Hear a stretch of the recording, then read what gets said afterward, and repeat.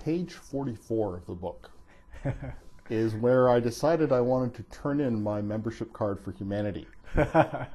Is that an average, or most people go earlier and I'm just pretty bitter and cynical and held on a long time? You know, it was a real question. That was one of the hardest things with this book, is that at some point you have to lay out the whole grim picture of what we've done to this natural world that used to exist. And I guess I decided to get people warmed up a little bit and then sort of drop the humanity bomb. But the goal, the hope anyway, is that the book then turns around, and because there are two things that we can do with this knowledge, right? We can look back at the richness and abundance of nature in the past, and we can lament it, and we can feel guilty about ourselves as human beings, or we can use it as an inspiration for the kind of natural world we might make in the future. And that's really where I hope the book steers people. You say we're living in a 10% world, and that's not GST. That's what? The 10% world is really, one of the great pleasures of doing this book was that I got to spend a lot of time reading explorers' journals and old sea captains' diaries, and along with a lot of scientists' studies about how many whales there used to be, how many beavers, how many birds. And this number just keeps coming up.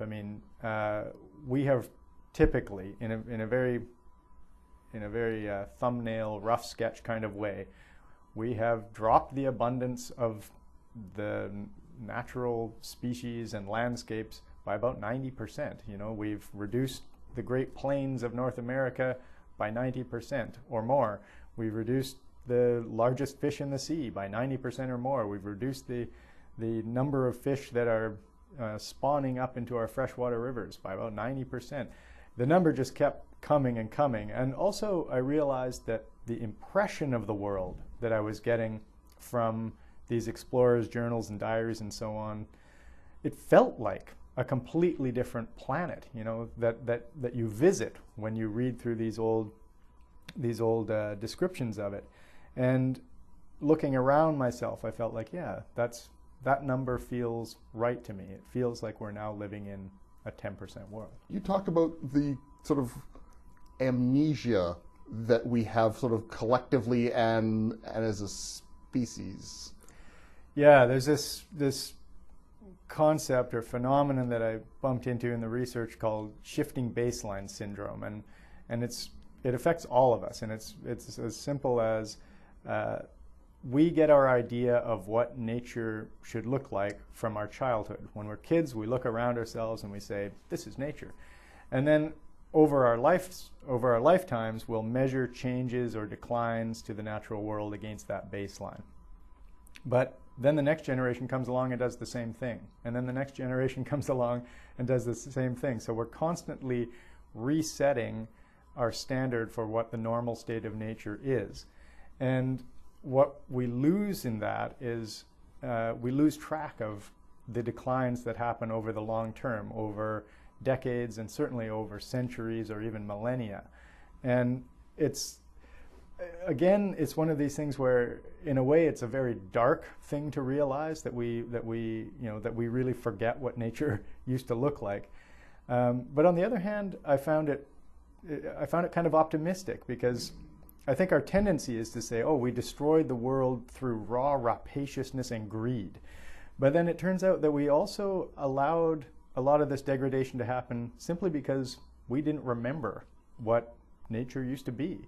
And so through the power of remembering, through actively trying to remember what nature used to be like, we can reverse that pattern. We can start to look forward and say, we want to build a future for nature that is reminiscent of what we know it can be now. What is the difference between what we've tried to do in the past by bringing things back or bringing things in, and this concept of rewilding, which I've never heard of before, but since you introduced me to the word locavore and it's become trendy, I'm getting ready to use it. Excellent. The difference is subtle in some ways, I guess. I think, as you said, in the past what we've tended to do is just try to lay a patch on a patch on a patch on a patch. You know, we make some kind of mistake and we think in a very linear way, oh, we've got too many rabbits. What eats rabbits?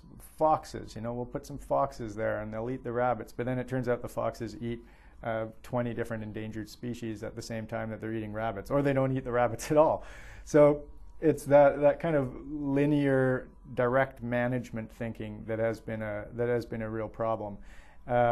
Rewilding, because it relies on the past, involves few of those sorts of errors. I mean, we're not then saying let's take species from China and introduce them to Australia in order to try to solve a problem, an ecological problem that's emerging there.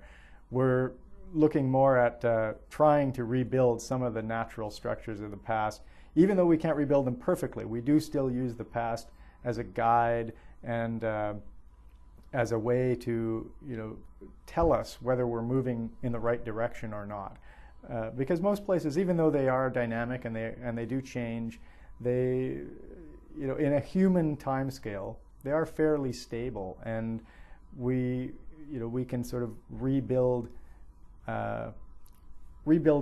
aspects of what was there in the past and hope to find something that's more whole and can start to sustain itself, you know, without us always having to feel like we're the managers of it.